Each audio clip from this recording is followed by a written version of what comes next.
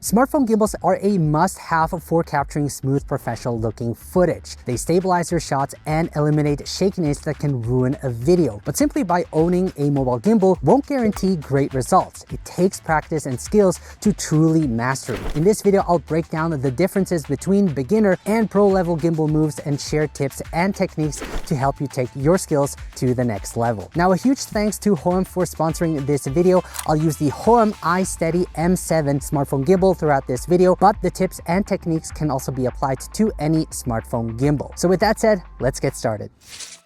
A common mistake beginners make with smartphone gimbals is moving the phone up and down too much during a shot. And this causes a bouncing effect that will ruin your entire footage. And to avoid this, hold the gimbal with both hands, keep your arms close to your body, and walk smoothly using the heel-to-toe method, avoiding sudden movements.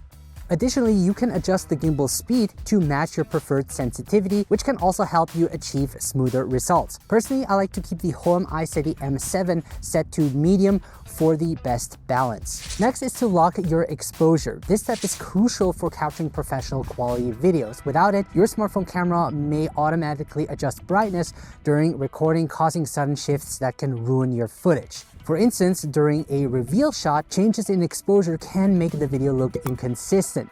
And by locking the exposure, you'll avoid these shifts and get smoother, more polished results. In the default camera app, you can simply tap hold on the brightest part of the image to lock both focus and exposure. You'll then see the AE and AF lock icon appear. While this works for most shots, ideally you want to keep the focus on auto and lock only the exposure. For this level of control, it's best to use a pro video app like the Blackmagic camera. Next is to add foreground to your shot to create depth and make your videos more engaging. Instead of just focusing on the subject, in this case it would be the boat, try to incorporate elements in the foreground like a wall, plant, or tree branch. Now, when comparing the two shots, notice how having a foreground object closer to the lens also emphasizes camera movement, which on the other shot is not as noticeable. Next is to add a reveal shot. This is a great way to reveal your location by gradually bringing it into view. You can unveil the scene by moving forward while gently tilting the camera upward. Now, you can use the joystick, but I prefer to use the handle movement. Now, the best way to do this is to lock all motors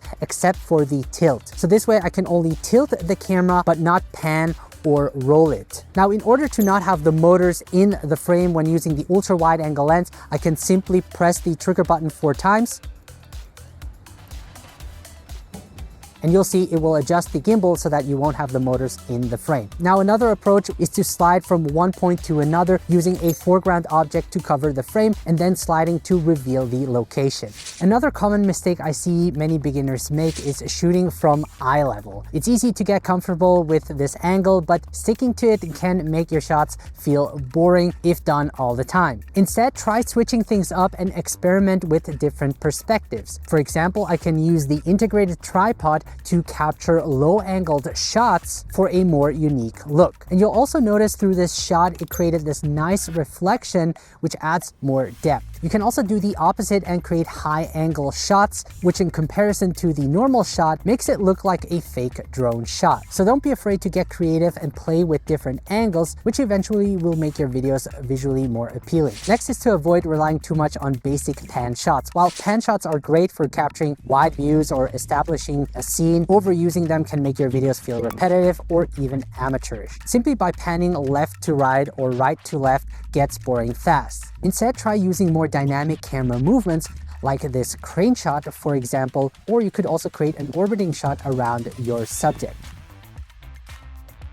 Now, next is to take advantage of the gimbal's feature. And one of the best things about the Hohem iSteady M7 is not only the ability to stabilize your footage, but also offering smart tools to make filming easier. A great example is the iSteady M7's AI tracker. And with this advanced tracking system, it will allow you to be perfectly centered in the frame, making it easy to include yourself in your videos. And what's even more awesome is that you can use gesture control to record and track without touching the screen. Now, the The detachable remote controller for the gimbal adds an extra versatility with its live preview, making it so much easier to frame and monitor your shots. And I've created this walking scene with the gimbal tracking me. And you can see that having a tracker like this means I'm no longer limited to static shots. Next is to get creative with your gimbal moves and experiment with different techniques to take your videos to the next level. For instance, try adding dynamic moves like a barrel roll to rotate the camera while moving forward. It's an attention-grabbing shot that keeps your audience engaged. Another great idea is a moving time-lapse. With the Home iSteady M7, you can easily set points A and B to capture a smooth time-lapse shot, which is a perfect way to add movement and a unique touch to your shots. Now, transitions are an excellent way to create a smooth, cohesive flow between shots in your video. One simple yet effective technique